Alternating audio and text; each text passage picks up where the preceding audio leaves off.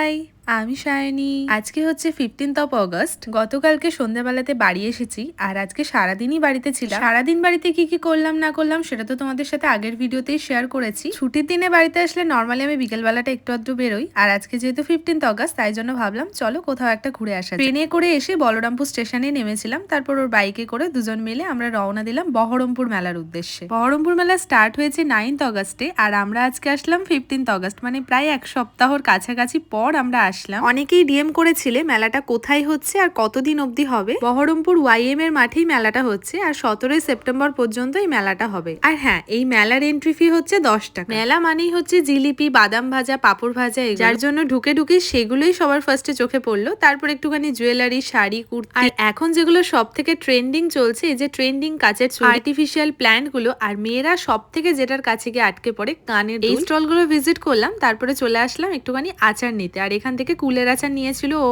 বাড়ির জন্য, আর দেন ওখানকার হজমি গুলো দুজন মিলে একটু ট্রাই করছি। মেলায় এসে যদি বন্দুক দিয়ে বেলুনই না ফাটাতে পারে তাহলে তো তার ঘুমই হবে না, সেজন্য তাকে ফার্স্টে এটাই করতে দেওয়া হলো। এবারে বহরমপুর মেলায় এসে যেটা দেখলাম, বাচ্চাদের জন্য প্রচুর রাইডস রয়েছে। বড়দের জন্য যে ইলেকট্রিক নাগরদোলনাটা রয়েছে সেখানে চাইলেও আমি উঠতে পারি না, কারণ আমার প্রচন্ডই ভয় লাগে। অনেক মেলা ঘুরে নিয়েছি, এবার একটুখানি মকটেল স্টলে এসে দুটো আলাদা ফ্লেভারের মকটেল নিয়ে নিয়েছি। মকটেল খেয়ে বেরোনোর পথে এই ভয়ঙ্কর রাইডসটা দেখলাম, তার সাথে সাথে আরো দুটো ভয়ঙ্কর জিনিস দেখতে পেলাম। এন্ড দেন খুব সুন্দরভাবে মেলা ঘুরে এখন বেরিয়ে পড়লাম দুজন মিলে। আজকে যেহেতু শনিবার আমরা নিরামিষই খেয়েছি, সেই জন্য বাইরের আমিষ কিছু খাইনি, শুধু মকটেলই খেয়েছিলাম মেলাতে। আর তারপর বাইরে এসে একটুখানি ফুচকা খেয়ে নিলাম, এন্ড দেন রওনা দিলাম বাড়ির দিকে। বাই।